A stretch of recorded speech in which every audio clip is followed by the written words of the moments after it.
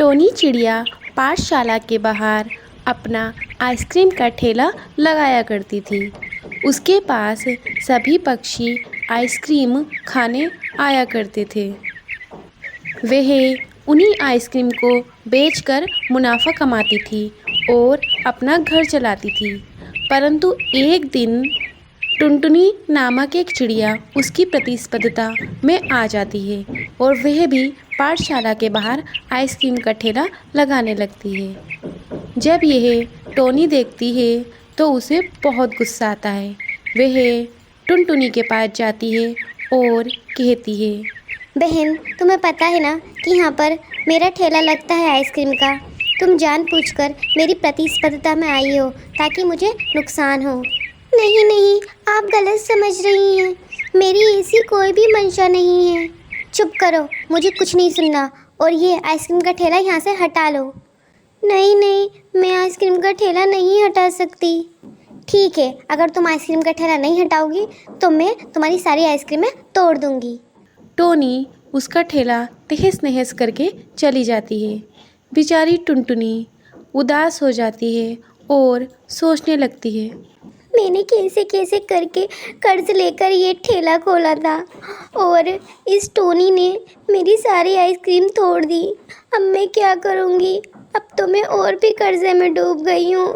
अगले दिन टोनी चिड़िया अपनी आइसक्रीम बेच रही होती है। तभी वह देखती है टुनटुनी एक सड़क पर खड़े होकर के भीख मांग रही होती है। उसे ये देखकर बहुत आश्चर्य होता है। अरे, कल तो ये मुझसे प्रतिस्पर्धा कर रही थी और आज इस तरह ये भिक्षा मांग रही है। क्या बात हो सकती है? मुझे जाकर पूछना चाहिए। कल तो तुम मुझसे प्रतिस्पर्धा कर रही थी और आज इस तरह भिक्षा मांग रही हो। मुझे कुछ समझ नहीं आया। आपने मेरी बात ही नहीं सुनी थी। वो आइसक्रीम का ठेला मैंने उधार लेकर के खोला था जो आपने सारा नष्ट कर दिया। अरे, तो आपको आइसक्रीम कहीं और बेचनी चाहिए थी। आपको पता है ना कि पाठशाला के बाहर मैं आइसक्रीम बेचती हूँ। उसके बाद भी आप पाठशाला के बाहर ही आई। मुझे सबने बताया था कि पाठशाला के बाहर आइसक्रीम बेचना, उससे तुम्हें काफ़ी मुनाफा होगा, पर तुमने मेरी सारी आइसक्रीम नष्ट कर दी। उसकी हालत देखकर टोनी को बहुत तरस आता है और वह उसके बारे में जानना चाहती है। अरे, तुम अपने बारे में बताओ। तुम कौन हो और तुम्हें ये सब करने की क्या ज़रूरत है? मेरा नाम टुनटुनी है। मेरे पति बहुत बीमार रहते हैं। मेरे 2 बच्चे हैं। मुझे अपने घर का खर्च चलाना होता है और पति की दवाई भी देखनी होती है। इसीलिए मैंने उस दिन थोड़ा कर्ज लेकर के आइसक्रीम का ठेला खोला था और तुमने उसे ख़राब कर दिया। अब मैं पहले से भी ज़्यादा कर्ज में डूब चुकी हूँ। हो, मुझे माफ़ कर दीजिए। मेरी बिल्कुल भी मंशा नहीं थी कि मैं आपको परेशान करूं और मुझे ये सब नहीं पता था। तो आप कोई नौकरी क्यों नहीं करती? मैं नौकरी के लिए गई थी लेकिन किसी ने भी मुझे नौकरी नहीं दी। किसी ने मेरी सहायता नहीं की। मैंने आइसक्रीम का ठेला भी लगाया तो वो तुमने नष्ट कर दिया। इसीलिए भिक्षा मांगने के अलावा मेरे पास और कोई रास्ता नहीं बचा। ये सुनकर टोनी को बहुत दुख होता है और वह उससे माफ़ी मांगती है। मुझे माफ़ कर दो बहन। मुझे सच में नहीं पता था कि तुम इतनी परेशान हो। तुम एक काम करो, तुम मंदिर के सामने जूस का ठेला लगा लो। ये कहकर टोनी चिड़िया उस टुनटुनी चिड़िया को जूस का ठेला मंदिर के सामने खुलवा देती है। फिर वह दोनों अपना अपना व्यापार करने लगती हैं और अपने व्यापार से संतुष्ट रहती हैं और अपने परिवार का पालन पोषण करने में पूरी सहायता प्रदान करती हैं। एक बार टोनी चिड़िया नदी में पानी पी रही होती है। तभी उसे किसी के कराहने की आवाज़ आती है। वह जाकर देखती है तो वह देखती है कि वहाँ पर एक कबूतर घायल पड़ा है। अरे, ये तो घायल पड़े हैं। मुझे इनकी मदद करनी चाहिए। टोनी चिड़िया उसे पानी पिलाती है। अरे, आप कौन हैं और आप यहाँ पर कैसे आए? अरे, मैं एक बड़ा बिजनेसमैन हूँ। मैंने यहाँ पर एक ज़मीन खरीदी थी। बस उसे ही देखना आया था कि गिद्धों ने मुझ पर हमला कर दिया और मुझे घायल कर दिया। अरे ये तो बहुत बुरा किया गिद्धों ने। आप अब ठीक है ना?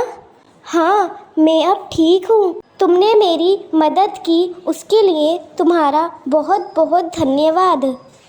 तुम मेरे साथ मेरे घर पर चलो, मैं तुम्हें पैसे दूंगा। जितने तुम बोलोगी उतने दूंगा, क्योंकि तुमने मेरी जान बचाई है। अरे नहीं, मुझे पैसे नहीं चाहिए। आप ठीक है ना? मेरे लिए वही बहुत है। बस आप अपना ध्यान रखिएगा। अरे नहीं, तुमने मेरी मदद की है तो मैं तो तुम्हारी मदद ज़रूर करूँगा। नहीं नहीं, मुझे पैसे नहीं चाहिए। आप ठीक रहें, मेरे लिए इतना ही बहुत है। बस आप अपना ध्यान रखिएगा। चलो ठीक है, अगर तुम्हें पैसे नहीं चाहिए तो तुम पैसे मत लो, पर मैं घायल हूँ। कम से कम मुझे मेरे घर तक तो छोड़ आओ।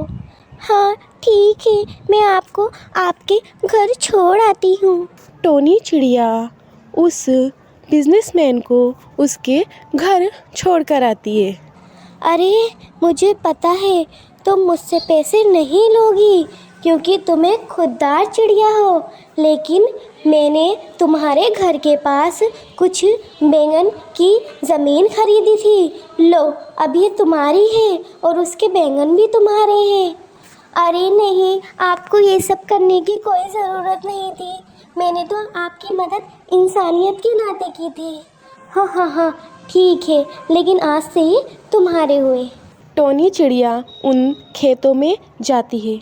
अरे यहाँ पर तो बहुत सारे बैंगन हैं। चलो मैं इन्हें तोड़कर बेच देती हूँ। वह ठेले पर बैंगन रखकर बैंगन को बेचती है और उनसे मुनाफा कमाती है।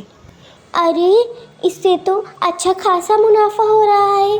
क्यों ना मैं इस ज़मीन पर अपनी खेती करूं और बैंगन उगाऊं और बैंगन बेचूं, फिर मेरी कुछ मदद भी हो सकती है। ये सोचकर टोनी चिड़िया उस ज़मीन पर बैंगन की खेती करने लगती है। टोनी चिड़िया उस खेत में बीज बोती है, उस खेत को पानी देती है। धीरे धीरे वह पौधे उगने लगते हैं और धीरे धीरे टोनी चिड़िया भी बड़ी होने लगती है। फिर एक दिन उसके खेत में बैंगन ही बैंगन होते हैं। अरे वाह, ये बैंगन कितनी अच्छी और कितने फ्रेश है। मैं इन बैंगन को सबसे पहले गरीबों में बांट देती हूँ। वह उन बैंगन को सबसे पहले गरीबों में बांटती है। कुछ समय बाद उसके पास एक सेठ आता है। ओह टोनी चिड़िया, मैं शहर का बहुत बड़ा सेठ हूँ। मैंने सुना है कि तुम्हारे यहाँ के बैंगन बहुत ही ताज़ा और बहुत टेस्टी होते हैं। हाँ होते हैं, तो आपको क्या काम है? मुझे तुम्हारे बैंगन चाहिए। बदले में तुम जितनी कीमत मांगोगी मैं तुम्हें उतनी कीमत दूंगा। ठीक है, लेकिन आप इन बैंगनों का क्या करेंगे? हाँ, मैं इन बैंगनों से बिजनेस करूँगा। मैं इन बैंगनों को शहर में बेचूँगा। ठीक है। टोनी चिड़िया को इस तरह से अपनी मेहनत का फल मिल जाता है। उसने जितनी मेहनत भी उन बैंगनों को उगाने में की होती है, उसे उसका फल बहुत ही मीठा मिलता है और मुँह मांगी कीमत मिल जाती है।